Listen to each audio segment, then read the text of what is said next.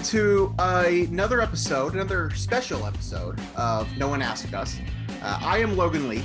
For those of you that are watching on YouTube, and you can see that Craig Show is not with me today, I am joined instead by a good buddy of mine, Rob Witzel. Say hello to the people, Rob. Hello, people. It's good to have Rob. I will explain why Rob's here in a minute. But real quickly, just want to remind everyone, like, share, subscribe, all that stuff, all of our social media at No One Asked Us Pod. I'm at the Logan Lee. We just hit, and this is a milestone for us, we just hit 100 subscribers on YouTube. So Rob, you're here to celebrate with the pod. Congratulations. So thank you. The streamers are coming down behind us. It's great. Onward and upward, as they say. But yeah, like, share, subscribe, all that stuff. If you do me another favor too, if anybody that's listening to this on Spotify or Apple, if you could go to our YouTube and like that page, that would be awesome too. Like, subscribe, all that stuff. Goes a long way, and we really do appreciate it. As I said, this is a special episode. Craig and I are technically on a hiatus from the show. We've done an emergency pod last week, Illinois basketball related, and we will continue to do those as things come up.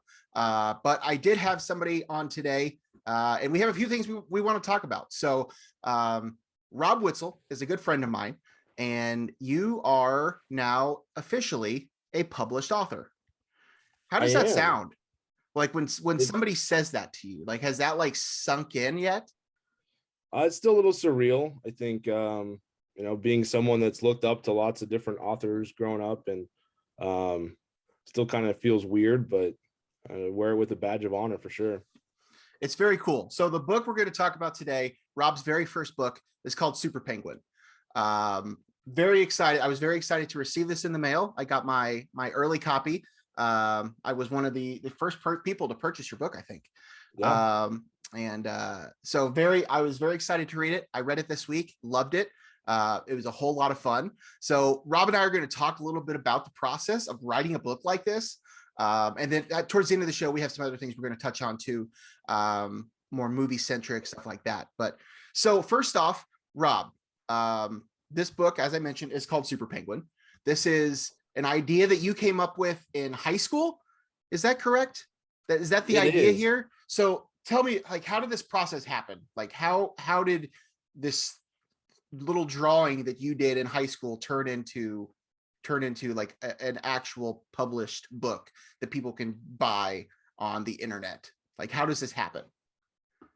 Yeah, so I guess it would have been 2005, 2006. Just I was sitting in study hall at Danville High School, had a whole list of other things I probably should have been doing with homework that my teachers are probably cringing if they hear this, that I wasn't doing those things I was supposed to do. And instead, I turned to the back of my notebook and just started doodling. And over time, doodles became characters, and characters became a little silly comic strip that I just doodled for my friends, and would share them. At the lunch hour was right after study hall, so I'd show them what I did and have some laughs. And because of the laughs, I'd do it again the next class and the next time. And just kind of something that I just did for fun. And that character kind of never really left me. It just sort of was something that I always enjoyed doing. When I would see my friends from high school, we'd kind of joke about it. Every once in a while, they might even pull out one of their old drawings that I gave them just as a gag gift. And so it was kind of part of me that never left. And then as time went on, you go through college trying to figure out exactly what you want to do. I had goals and ambitions, and none of them involved writing a book and the Super Penguin character, but was always in the back of my mind. And got through college and was working with McDonald's, and met my wife Haley through McDonald's. And while we were dating, just kind of talked about it. We're talking about high school, was talking about this drawing and these characters, and hey, someday down the road, it'd be kind of cool to turn it into a book. I've kind of dabbled with it and played with it a little bit, but never really took it seriously. And she just instantly became Super Penguin's #1 fan. I mean, she was all about it. And, oh my gosh, this looks great. You should do this. How fun. And I really encouraging, and I'm excited about it. So then I took it a little bit more seriously, but never really, put forth a strong effort for it. Just kind of, if I had some free time, I'd play around on the computer and write some things. Then I kind of had this moment. And I was actually in a car ride with a boss of mine at the time, driving to Decatur, and I kind of had this conversation going that, I think we've all had conversations we just don't want to be a part of, but you're stuck in the car and you have to be a part of it. I don't know if we were talking about exactly, I think Bitcoin, and that was getting started, and all the excitement that came with that. And I just remember kind of thinking to myself, kind of in a moment of prayer, just, man, is this really what I'm going to do the rest of my life? Driving to these meetings, talking about things I don't want to talk about. And, I kind of felt burnt out with my job, and kind of as that moment was happening, it was a total, goosebump, God moment. But pulling up next to me, I see Clifford the Big Red Dog and Emily Elizabeth and all these other Scholastic characters. And it was just so fast. Like, as I'm thinking this, these characters show up, and all of a sudden, all the feelings I had about Super Penguin kind of came back. And it's like, okay, like, if that's not a sign that I should at least pursue this and try this, I don't know what is. And so I started taking it more seriously, and a lot of late nights and lots of cups of coffee, typing away at the keyboard. And a couple years ago, I had my first draft. And then from there, kind of went through the process. One of my best friends, Cindy Peck, English major, helped revise it and edit it and fix all the missing punctuations and misspelled words, and then was ready to turn that into a publisher, and then kind of grew from there. So I want to get more into the nitty gritty of like how this came to be, because you just said a lot of the backstory. Sure. But for those that are listening to this, briefly, just kind of give a synopsis of who Super Penguin is, and kind of what his story is about. Sure. So anyone who knows me knows I'm a big superhero fan, and all the origin stories that we've seen throughout the years. It's sort of like that, but it's in a world sort of like a Zootopia, or a lot of the Disney movies where kind of animals and or do people things because people aren't around. So it kind of merges those two worlds.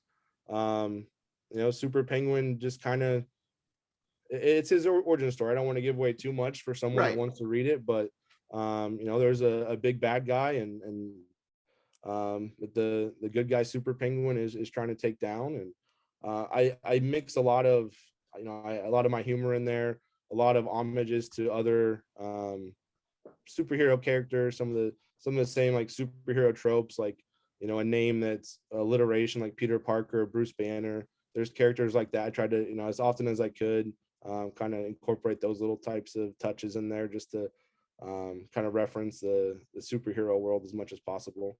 I could definitely tell. I definitely noticed a few. Howie the duck was one Howie the Mallard. Exactly. Sorry. Excuse me. Howie the Mallard. That way I don't get sued by Marvel. Correct. Howie the Mallard. Yeah, I mean, that was great. Just like as a fan of a lot of this stuff too, and somebody that knows you and kind of knows where you came from, just a lot of the things that I read in this book, I thought that makes sense. It was also kind of interesting to like read it and hear your voice. I think that was kind of how I read it. Like, it wasn't an audiobook, but in my mind, I think a lot of it, I was hearing your voice. So that was kind of cool to just like to experience that. So you talked about where the idea came from, and how long it actually took for you to put like pen to paper and all that stuff. But what is that process like of actually writing something like this, going through the process of getting it published, finding somebody to do the artwork? Like, talk about that process, because as somebody that, I mean, I've never really thought about being an author per se, but as somebody who is interested in like the logistics of some of these things, like how does that process work? How did that happen? And how did you find it to be challenging? I mean, kind of talk about some of that with all of that stuff. So I think before like the nitty gritty part, I think there's kind of this emotional balance that you have to find. That's tough, because in one way you're super excited and very proud of what you're writing and putting out, but there's also that kind of doubt that comes with it too, that does anyone care about what I'm talking about? I'm in my 30s writing a book about a penguin with a cape. Does anyone care? Is that weird? Is it silly? Are anyone going to read this? So there's kind of always that's always conflicting throughout the whole process. That was really tough.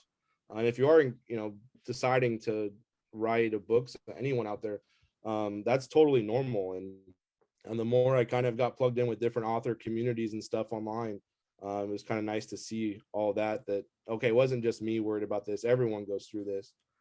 As far as the process goes, I've been learning on the go this whole time, as kind of firsthand of what goes into all this, and kind of found there's 3 different types of publishers. There's the self-publishers that write the book and they go through it themselves, and they handle everything on their own. There's kind of what's called more traditional, even though it's kind of not as used, I guess, as much. It's kind of more for like the celebrity authors, that the Scholastics, the bigger names like that, that are going through agents and going through book companies to make their book happen. And then there's kind of a middle ground that's kind of between the two, where the investment is kind of my part and their part with the publisher. So Dorrance, will go over the book with me, and I upfront pay some of that, but also they pay it when the book comes out. I get a higher percentage than maybe a traditional publisher would give out, one of the bigger ones. And so there's a lot of review and going through with, here's how you should write this, here's some typos, lots of opportunities to change things. So just, and then going through things you don't even think about, or I didn't think about, of, what size font do you want the book to be? How much space in the margins do you want? Stuff like that you sort through. How big of a book do you want, in terms of height and length of the pages? And so all those were just kind of eye-opening to see how much detail really goes into that process that I had no idea on. And then for me, the illustrator for the cover work was provided through the publisher, and so they dealt with all that. They sent me proofs of, hey, what do you think? And I could give my opinions on it. The first couple, to be honest, looked a little scary and not what I had in my mind, but eventually we were able to sync up and really got something that I'm really proud to have on the cover of my book. Did you have, you had obviously you've described it in the past as poorly, some of these characters in your past. So like when you actually are trying to describe them to the artist that's going to put this on the cover of your book, how difficult was that to explain to them the idea, and then to get it back, and how difficult was to get on the same page with that person for that type of stuff? Yeah, well, so to kind of totally give the vision of how poorly my drawings were, I'd say it's one step above stick figures. So it by no means should be considered art of any kind. What's lucky for me is I huge pop culture fan. Yeah. And after the first set of drawings that they gave me for the cover, it was okay, we're way off base. And then kind of, okay, hey, DuckTales, Darkwing Duck, some of these characters that I grew up with, Tailspin with Baloo and those guys. So I wanted to didn't look like a Disney ripoff, but kind of more in that wheelhouse, and sent them some pictures. And then the very next one I got back was spot on. Like, that's exactly what I wanted to look like and feel like. So okay, I didn't really explain to the audience exactly who you are and how the two of us know each other. So we've known each other for a long time. We attended a sports broadcasters camp, sports media camp for kids in Danville when we were younger, at camp that I've mentioned on the show before. And then you went to school for journalism, correct?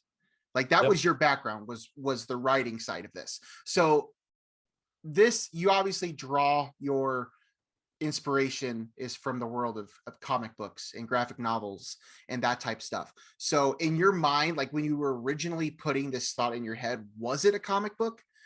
Is that the idea that you had, but you knew like you're not going to be the artist that's going to do this, or was your idea always to do this type of story without the pictures, with just the words? I toyed around with the idea, and then just kind of the more I thought about it, like comic books, when you flip through the front cover, you see how many different people are involved, and it's not one guy wrote it and one guy or woman drew the pictures. Yeah, it's it's a team of like 15 people, and I didn't have that in my in my Rolodex of people to call for all those things. I think it's something that could turn into that one day if the stars align, I meet the right people and can build a team that could do that. Would love to see that in that format. But for me, it was more about just trying to do it on my own as much inside the book. But you kind of touched on the journalism piece, and there are definitely pieces of me from that era of my life, and going through sports media camp, working for the commercial news with Chad Dare.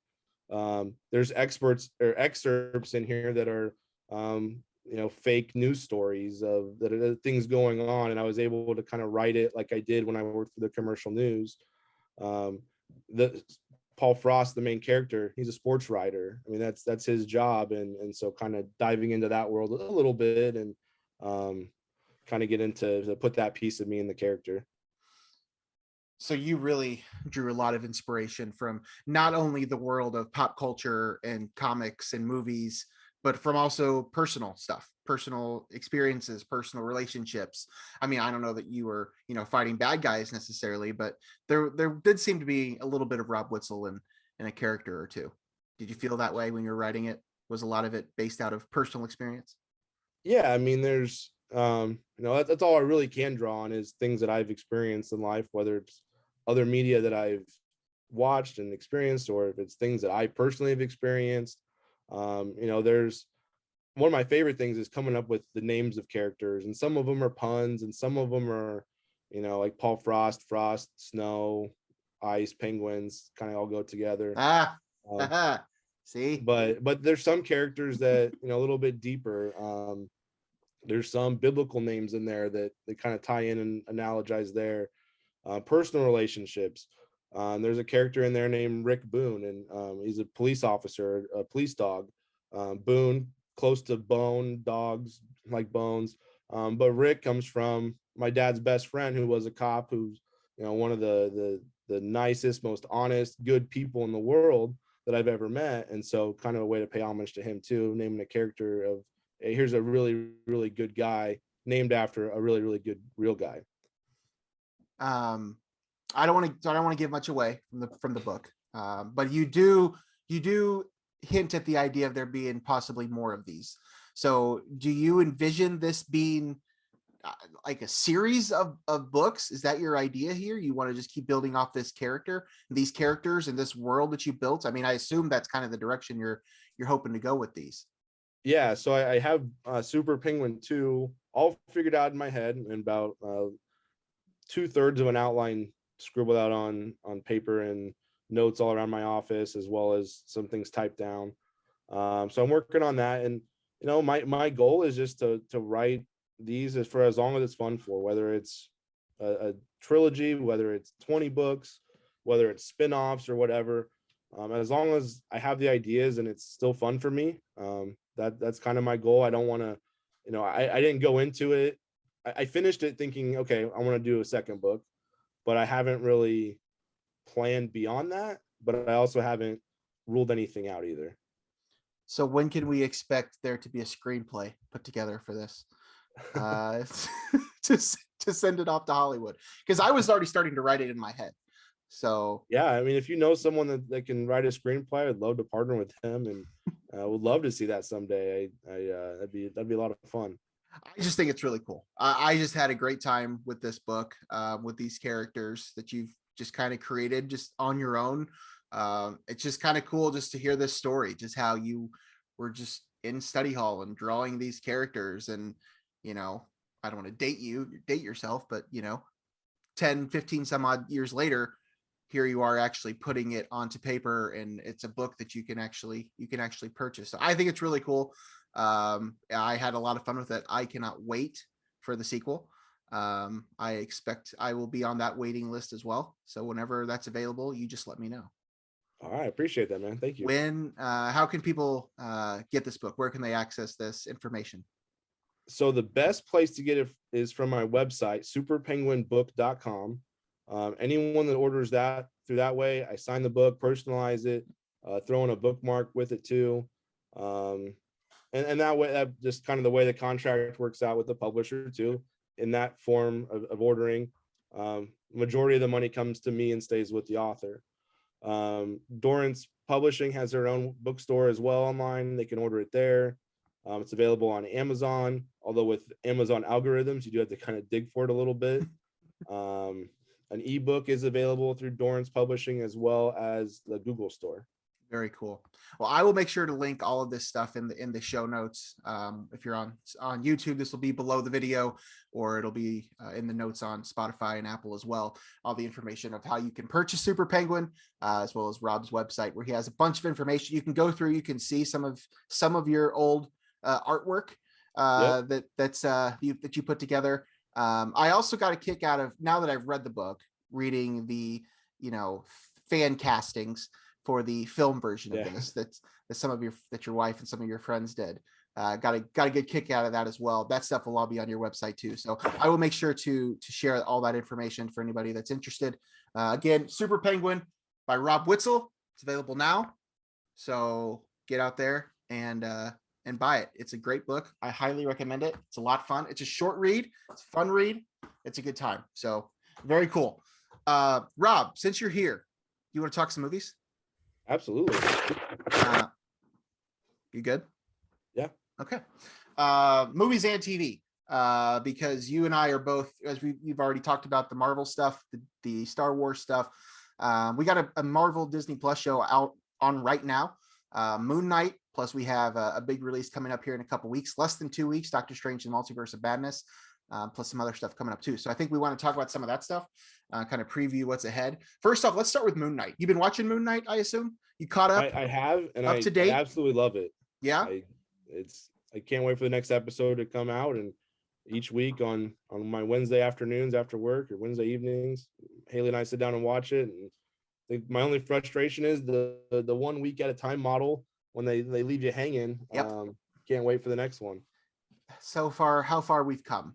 We, this whole binging model that these streaming services have done to us, and now we're ruined when we have to wait a whole week. I mean, my issue personally is the release time that it comes out, because I don't get up early enough to watch it in the morning. So then I have a desk job, so I spend a good fair amount of time on my phone and looking at Twitter. So it's hard to avoid things.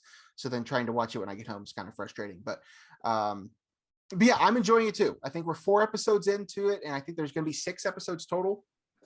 The turn that they made during that 4th episode was kind of trippy. I didn't really see that coming, where they kind of flip the show on its head a little bit, take it to a different place. But that's something these shows have done to us already. WandaVision kind of did that. It's kind of par for the course with the MCU, but I'm enjoying it. Oscar Isaac is great, kind of playing dual roles.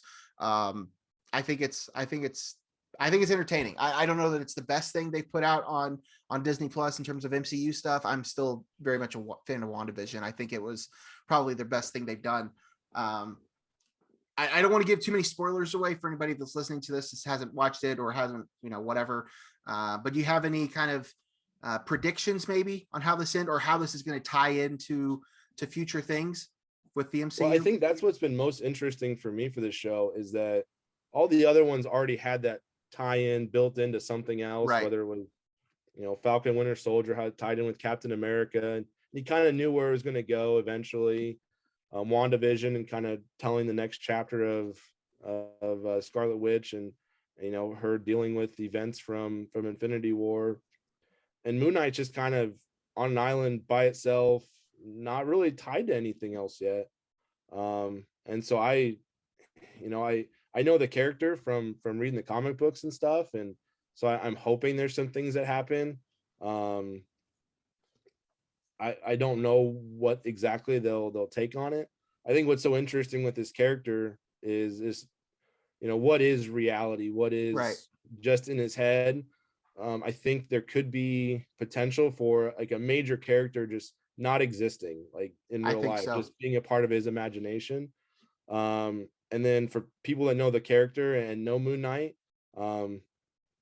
they know there's a third kind of person in him that we haven't seen yet. And so Will they touch on that? Will that be Moon Knight season 2? I don't know, but I think eventually they'll reveal that. But as far as how it's going to tie into the MCU, I mean, I don't even have a good guess. I mean, I think anything's up for grabs. Yeah, I think it's odd that they haven't revealed that third personality or however you want to call it, to this point. We're 4 episodes in and we haven't seen it yet.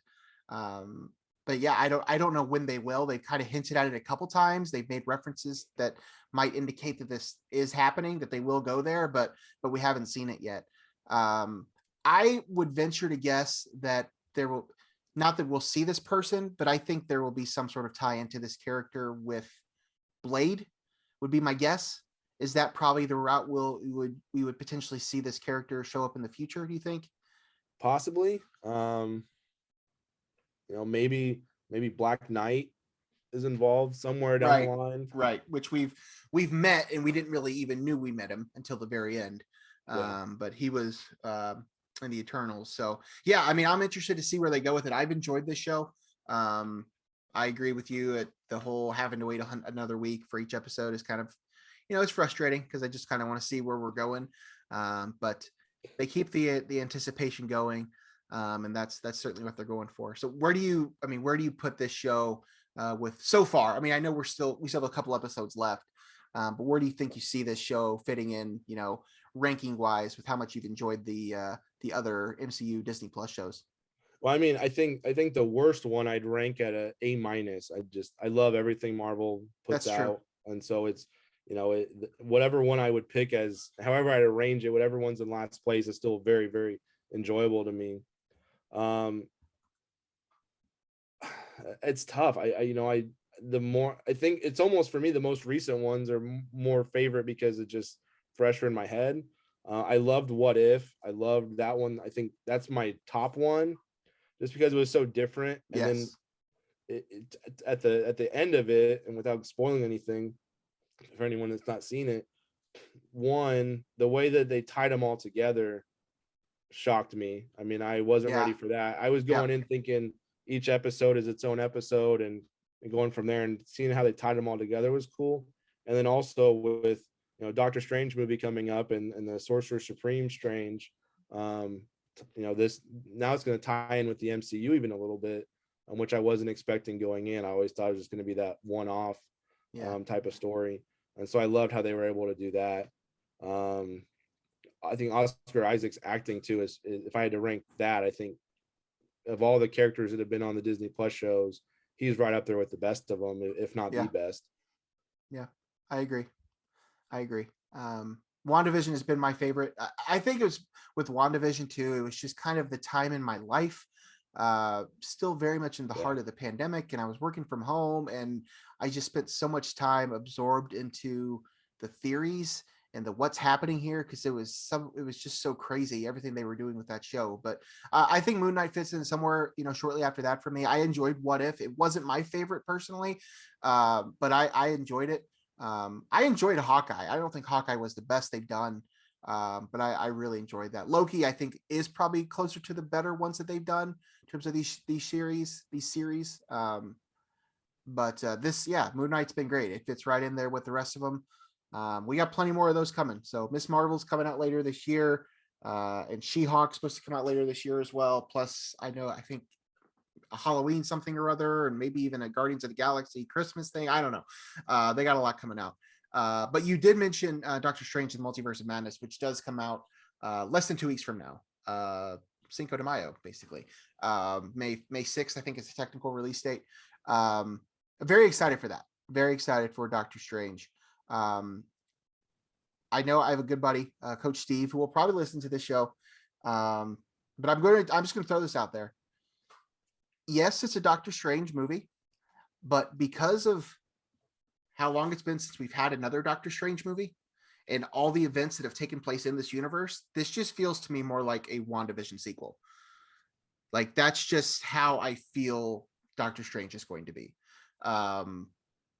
Based on everything that's happened in this universe and with this character, I just feel like it's more of a direct follow-up to that series, more so than it is to the Doctor Strange movie that happened 6 years ago. Do you think I'm crazy? Do you agree with me? No, I would almost compare it to the Captain America Civil War, where Captain America's name's on the title, but it's an Avengers it's movie. not just his movie. Yeah. And I think elements from WandaVision, obviously, No Way Home, that's going to be incorporated. And then, I've heard all sorts of rumors of potential cameos from members of the X-Men and the Illuminati and Deadpool, Tobey Maguire back as Spider-Man again. I mean, it seems like everything is on the table, all these variants of Tony Stark and a variant Captain America and all these different possibilities. Fantastic Four might show up. I mean, it's going to be, I think, in terms of number of characters, I think it could be up there with an Endgame and Infinity War, maybe. I agree. I had a friend text me a few days ago, a week or so ago, asked what movies he needed to see or what he needed to watch before Doctor Strange, and I believe my response was, hell if I know. Like I don't know. I don't know what they're gonna do here. If you're trying to like catch up on things, I mean, yeah, Doctor Strange would be important, but yeah, that movie was 6 years ago, and a lot has happened in this universe since then. So other than reintroducing yourself to a couple characters that we haven't seen in a while, that'll probably show up again, I don't really know how much of that is necessary. Because this, as I said, and as you mentioned, this is more of a direct follow-up to WandaVision and No Way Home. And they does look like they are going to bring in some other characters that may or may not be characters from universes that we're familiar with. There's all sorts of theories out there for what's going to happen in this movie. Big name actors that are going to be coming in to make cameo appearances as characters from other universes, fan casted characters that may or may not ever show up again in the MCU. I don't know. It's going to be electric. I don't know. Yeah, I don't know how good it's going to be. If it's going to be like best they've ever done or middle of the road, I have no clue. But there's just so much that's going to happen in this Doctor Strange movie, and I cannot wait. Yeah, and just to add to all that list of characters, I think there's like 3 or 4 Doctor Stranges that look like they're going to be in it from the trailer. So, like you said, I think it's just going to be wild, and I don't know that you can pick and choose which movies at this point. I think it's almost, start at Iron Man, and when you get caught up, then watch it. But I mean, now we're so many different storylines, and now they're bringing in the X-Men to some degree. I don't know how many X-Men we're going to see. I don't know what sort of tie-in it's going to be, but I mean, at what point do we just officially say that is now MCU canon? I don't know how they're going to do that either. So if you haven't caught up yet and you're trying to, good luck. That's all I could say. Anything I think is on the table at this point with these movies, especially what they're about to do with this one. I think it's nuts. The good thing is if you're that far behind and need to get caught up, it's worth it. I think every movie, I don't know. I mean, there's a couple that aren't, quite as good as another one. But even the worst ones are a lot of fun and enjoyable and worth the watch. I have a buddy who kind of just got started with it recently. Hadn't really watched any of the Marvel stuff, and he's, I think, a few movies in now and enjoying it with his family. They're a lot of fun. They all are. I've rewatched them all several times, and there's not a lot of duds, especially the last like 10 or so years. There aren't very many, but there's just so much there. There's so much to dissect. There's so much to digest. They're a lot of fun. I'm looking forward to this one. Doctor Strange and Multiverse of Madness comes out May 6th. Have my tickets to see it Thursday night, and cannot wait for that. We did finally get a trailer for Thor: Love and Thunder. That's supposed to come out in June, right? Is that June or July? July 8th is that release date. I didn't know if we were going to get a trailer for that. I didn't know what the holdup with that was. I didn't know if it was they didn't want to do it because it was supposed to be tied to Doctor Strange. I didn't know if it was going to be like a Spider-Man No Way Home situation where the post-credit stinger for Multiverse of Madness was going to be the Thor: Love and Thunder trailer, which is something they have done in the past. The trailer looks great. I don't want to say I'm more excited for that movie than I am Doctor Strange's Multiverse of Madness, but I love Thor and I love the Guardians. I mean, Guardians of the Galaxy is still the first Guardians is still my favorite MCU movie. So getting those characters back again, excited for that. it's gonna be a fun year of MCU stuff because we still have after that even another one. Black Panther comes out in the winter, I think.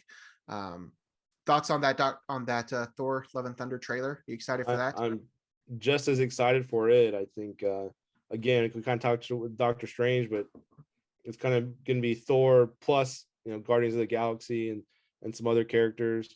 Very excited to see Natalie Portman back and be a part of that, and the mighty Thor. I think that'll be really cool. My one thing that's on my wish list for that movie, I want to see Beta Ray Bill. They've hinted at him. They've touched on him. Stormbreaker's already in the MCU, which was his weapon. That's the one ask I have for Marvel is to make sure he's in there somewhere. Even I'm okay with a cameo, but I think that could be a fun addition to all that. You might get him. You might. Yeah, it just seems like more and more we're getting these situations where nobody has their own movie. Everybody, it seems like, is sharing their movie with somebody else. Now, it's not always the case. Black Widow kind of got her own movie, but it also introduced Yelena. Shang-Chi got his own movie, more or less.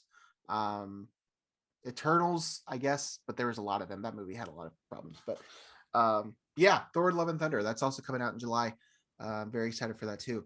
While we're on the topic, we may as well talk about some other things that are coming up later this year. We'll kind of call this our summer movie preview. But before we get to movies, another TV show that's coming up is at the end of May, like May 25th, the Obi-Wan Kenobi series. That's going to be a lot of fun. This has been talked about for a long time. Ewan McGregor coming back, Hayden Christensen coming back. Two characters that, the prequels got a lot of hate for a variety of reasons, and most of them deserved. But the one thing that people seem to be happy with was that character and getting more from Ewan McGregor's Obi-Wan. So very excited for that too. Do you have any predictions what we're going to see there? Thoughts on that? Well, I think it's tough to predict that one because there's just so much that could happen. I was kind of going through a list of all the things that happened sort of at that time. So that we've seen in other media, so like the Clone Wars and Bad Batch and Rebels, like any of those characters, a live action version of them could show up. Characters from Rogue One, possibly. I know there's, I think, a Cassian spin-off show coming soon. So, I mean, a younger version of him might, or actually, it wouldn't be a younger version, but a version of him might show up. Yeah. Darth Maul, if you followed Rebels and know that storyline, he's still very much in play and could show up.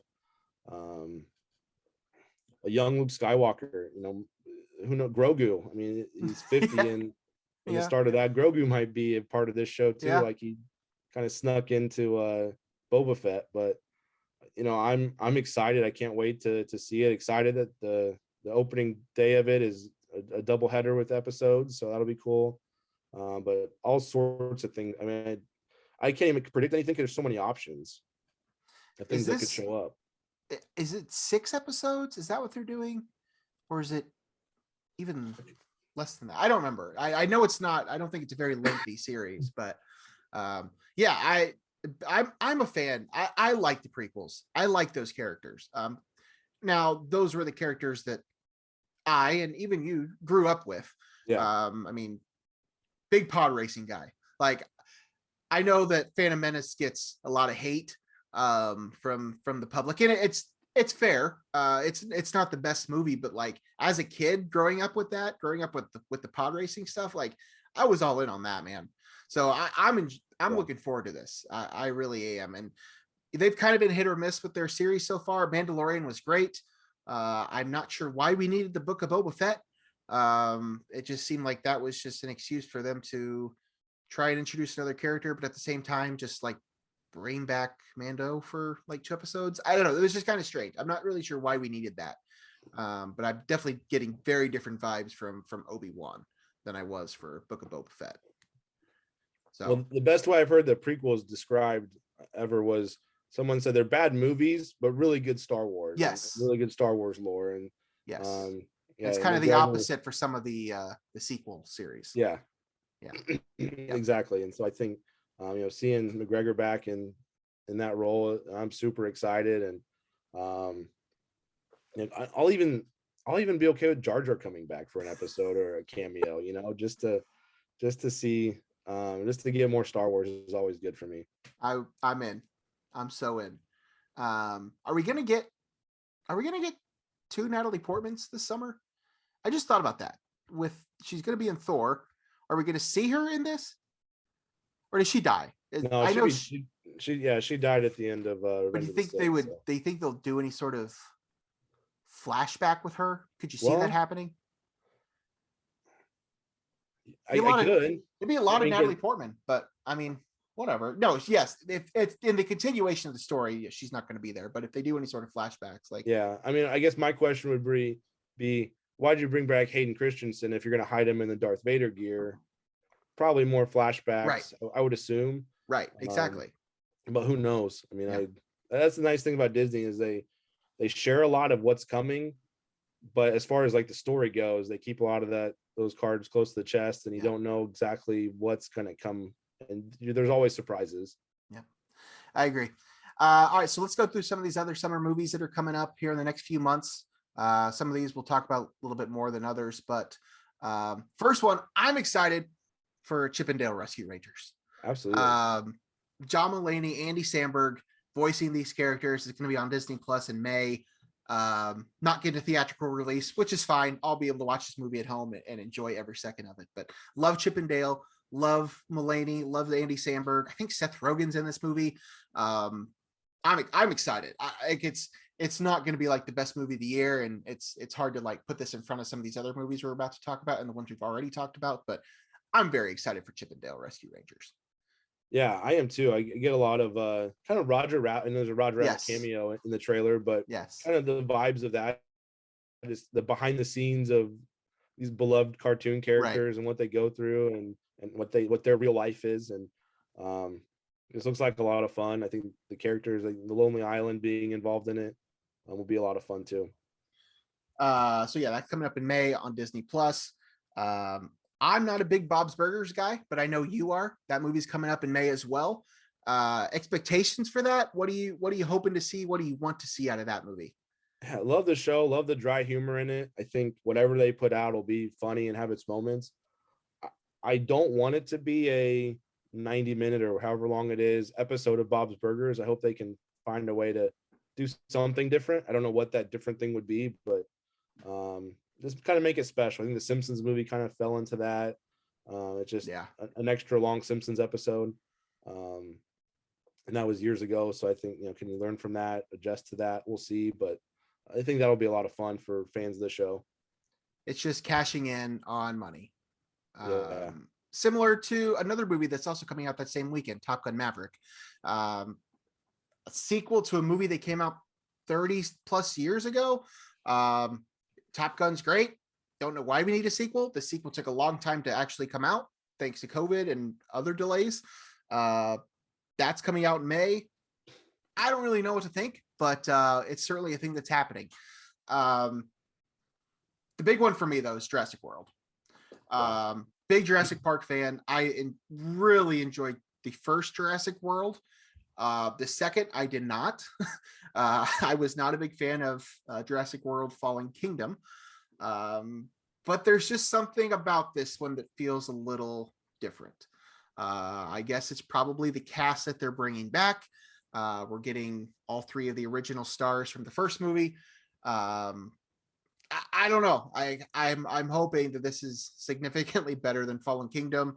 I have been heartbroken before, but the trailers look fantastic. So give me all the Jurassic World, Jurassic Park content. Big fan of those movies. I'm excited to see these characters back. Jeff Goldblum, Sam Neill, Laura Dern, with Chris Pratt and Bryce Dallas Howard. I think it's gonna be great. I'm looking forward to it. Are you excited for that one? Yeah, I think it'll be a lot of fun. I've enjoyed all the Jurassic Parks going back to when we were little kids, and they kind of scared the mess out of me on that first one. And but ever since then, I've been a fan of the series and excited to see.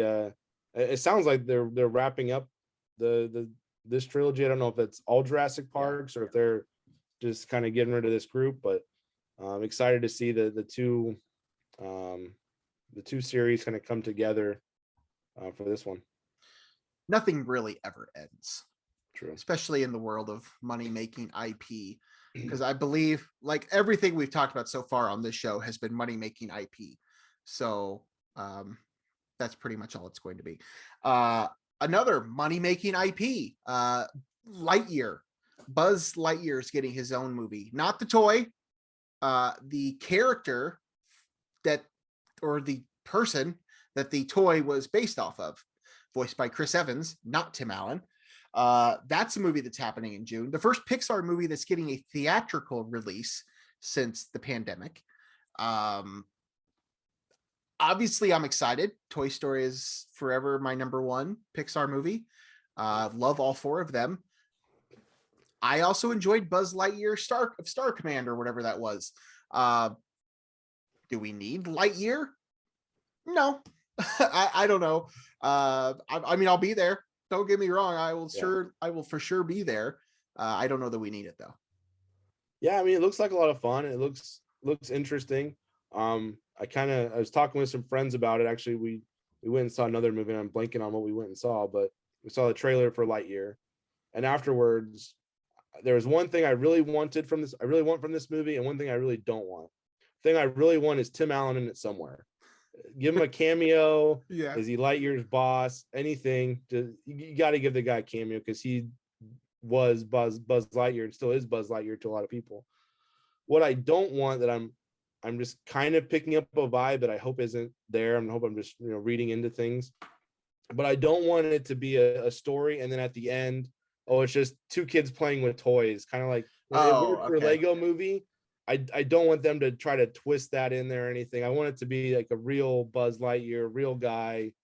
And I hope that's what they do. I hope I'm completely wrong on that. I thought you were going to go a different direction, because what I am envisioning to happen at the end of this movie, whether that's before the trailer or before the credits or after the credits, is that you see Andy and his mom watching this movie on TV or in a movie theater and saying, I want that toy or something like that.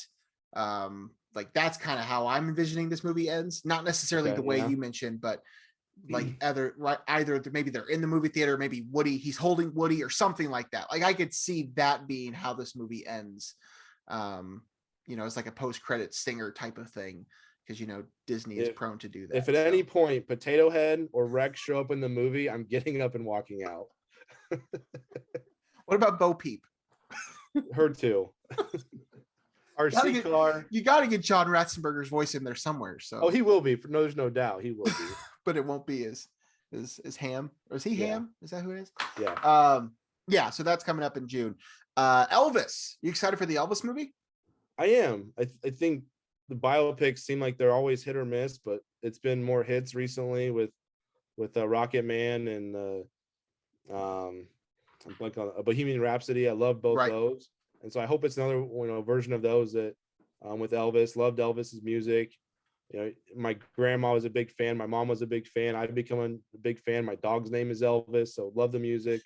Love to see this, and so I'll be at that one for sure. I hope. You're just always a little skeptical of these biopics that something's not done right or something's completely changed or someone. I'm excited for Tom Hanks as a Colonel, though. I think that looks just the little pieces I've seen. He'll be good in that. Right. I enjoyed Rocket Man and Bohemian Rhapsody. I did not think Bohemian Rhapsody was Best Picture quality. Like it won for the Golden Globes and it was nominated for the Oscars, but I really enjoyed that movie and Rocket Man really too. So yeah, I'm excited for it. Minions, The Rise of Gru. You have any expectations for Minions, The Rise of Gru? Do we do another one? Do we need this movie? No, but it's going to make a lot of money. So I can't get enough of those little yellow guys. I don't know about anyone else. They're funny. They get my sense of humor. A quick story about that. I think it's end of Despicable Me 2. There's this like wedding montage and the Minions are dressed up. I don't remember if it was Boys II Men or a different group, but they're singing this love ballad in Minion talk. And I was laughing so hard I was crying. I mean, in the theater, and I think I was with my sister who was looking at me like I'm nuts. But the Minions, they have a main line to my funny bone, and I personally I can't get enough of Minions. I know there's some that find them annoying and obnoxious, and do we need another one of these things? But I'm all in on anything. They can make 10 more of them, and I'll watch every single one of them. I knew you'd say that. I love the first one, first Despicable Me. I enjoyed the second Despicable Me. I don't know that I needed more than that, but that's fine. That's not for me. That's fair. We already talked about Thor. Nope, the new Jordan Peele movie that comes out in July. I was a huge fan of Get Out. I'm not a big horror movie guy, but Get Out is one of my favorite movies in the last like 10 or so years. I didn't really care for Us that much. It was a movie that after I left the theater, I thought, okay, I probably need to watch this again, and I never watched it again. So I'm hopeful for Nope. I just think that's a great title for a movie. Are you big into these movies? What's your history with the Jordan Peels? I watched Get Out by myself because my wife refused to watch it because it didn't look like something she was interested in, and not a big fan of suspense and horror type movies. Yep. I saw the Us trailer years ago and said nope at that point. Way too freaky for me. And I acknowledge that they're great movies. I thought Get Out was a lot of fun, or not fun, but a lot of, it made you think, and it was an enjoyable movie. But Nope, I won't see it. I mean, it's not my type. I'll be at the Minion movie instead during that time. Totally fair. And then the last one that does come out July 29th, Bullet Train. That's the Brad Pitt movie. A lot of action. I don't really know a ton about that movie. That trailer's been out for a while, though. It's not really at the top of my list, but I know it's going to bring in a lot of people. Have you seen much for that movie? Have you? Honestly, I hadn't heard of it at all until you kind of gave me the rundown of things you want to talk about. I watched the trailer and I'm like, holy smokes, this looks like a lot of fun. Yeah. Kind of like John Wick with some laughs is kind of the vibe I was picking up, and I love those movies. And so yeah, I'll probably, if I get a chance to check it out, I might.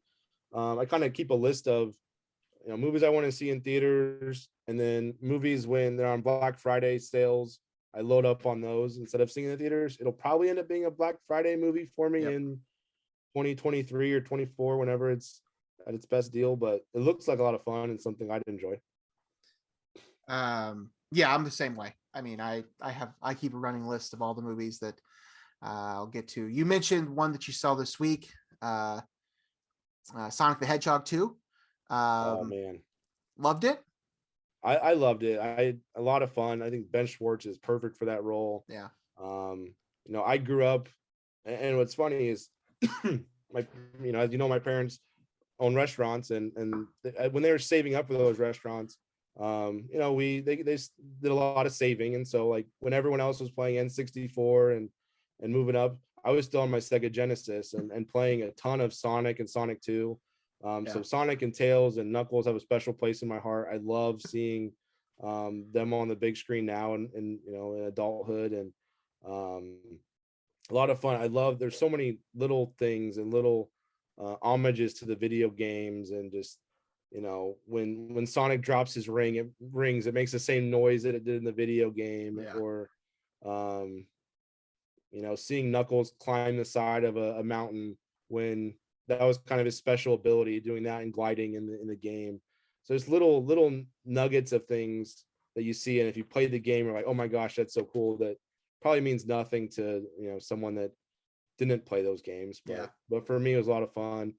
Teaser for Sonic 3 looked exciting, so I'm excited for that. And although I'm a little worried with the Jim Carrey news that he's retiring, and does that mean he's not going to be back for number 3? Yeah. Can you have Sonic without Robotnik? I don't know. So, $1 million question.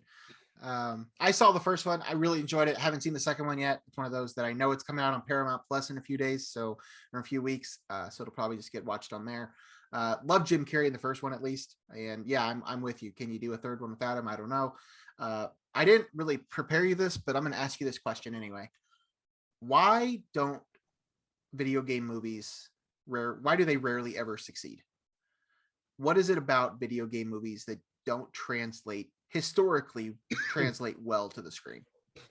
Well, I think it's the stories of video games. Like, we love them so much. Like, Zelda has always had a great story to it. And so not only are you competing with every other movie that's out, you're also competing with the story of that video game. It's like making a movie based on a book, I think. There's always going to be people that loved the book more. Some of the better video game movies that have come out recently, Sonic didn't really have a story. It was run sideways, jump on things, and you have a boss at the end that you have to beat. And so to incorporate a story into something that didn't really have a story, I think works really well. Whereas, Resident Evils, for example, have a really compelling story when you play the video game. So you can't just redo it, because that's going to be a problem. So you have to find a new way to tell the story in the same universe. So I think that'd be my answer for that. Is that why Detective Pikachu was really good?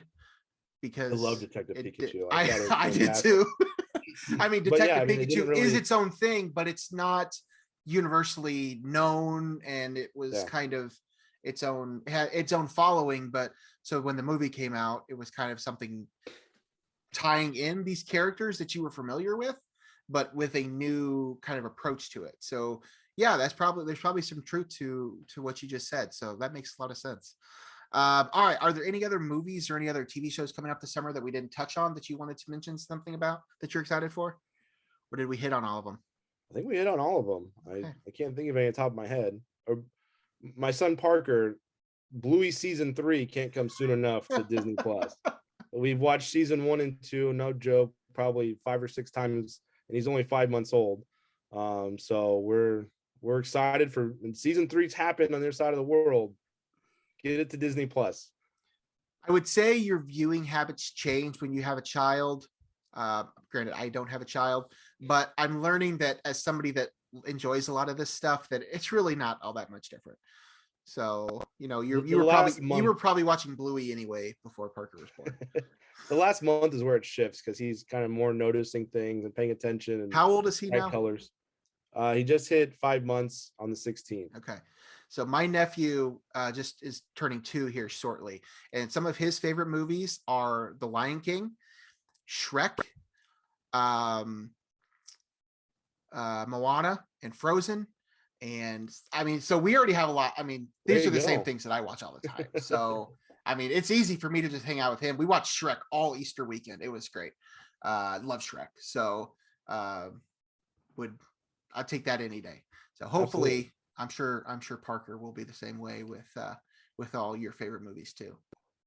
Yeah, he's already seen Shrek a few times. Gone through Shrek 1 and Shrek 2. We've watched a few times. Haven't got to 3 or 4 yet. How about Muppet Babies? I love the originals. We haven't really. I mean, I don't know if it's the colors or what, but certain shows he's just really grasping onto, and certain shows he's not. But talking about Shrek reminded me, we got a Puss in Boots sequel coming out pretty soon. Forgot about that one. Forgot about that. That looks exciting. Yeah. Is that the same? Because I thought they were rebooting Shrek with different studio, right? Wasn't that the case? Like, I know Imagination, is that the people that do Minions? Aren't they rebooting it at some point? I don't know if that's happening, when that's happening. Whatever. It's neither here nor there. But yeah, love Shrek. Love Puss in Boots. Shrek 1 and Shrek 2 are 2 of my favorite animated movies of all time. All right. I think that's going to about do it for us. I think we hit just about an hour on the dot. So that's kind of what I was shooting for on this. Rob, thank you for joining me today. Thank you for coming on.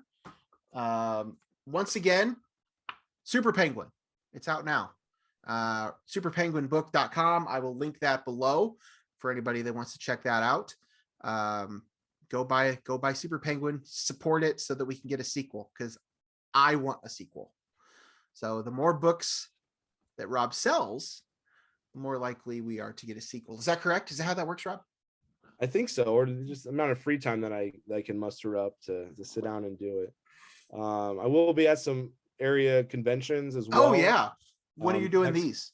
So The only recent one in this half of the year will be PopCon in Indianapolis. Okay. June 3rd through 5th. So I'll be there in Artist Alley. So if you're in the Indianapolis area, come see me. I'm going to talk a little about the book, get you a signed copy if you don't already have one. Very cool. Yeah, I will make sure to link a lot of that information below as well for anybody that's interested and wants to check that out. So, Rob, again, thank you very much for coming on. Loved the book. Glad we got a chance to chat about it. I love hearing about this stuff, hearing about this process, hearing about the logistics of it. Cannot wait to team up to put this to make this a screenplay. And it can be my first feature. And then after I have success with it, then I can finally go to Disney and say, I'm ready to remake Brave Little Toaster now, because that's what I want to do in my life. That's my life goal, is to do a CGI remake of the Brave Little Toaster. So maybe I'll use your story as a launching pad to help you pen the screenplay. And then maybe you and I can partner together to do a Brave Little Toaster. Yeah, sounds good, man. Well, thanks again for having me. Big fan of what you guys do on the pod. Keep doing it. Appreciate that, man. Love listening to it. It's on my iTunes download every time you guys do one. So big fan. Keep it up. Appreciate that. All right, that's going to do it for us. This has been another special episode of No One Asked Us. As always, give us a like, share, subscribe, follow us on all of our social media at No One Asked Us Pod. We're on Twitter, Facebook, and Instagram. I'm at the Logan Lee. He's at _Rob_Witzel. And then, of course, my co-host, Craig W. Cho, you can follow him as well. For Rob Witzel, I'm Logan Lee. Thanks again, Rob, and we'll see you guys next time.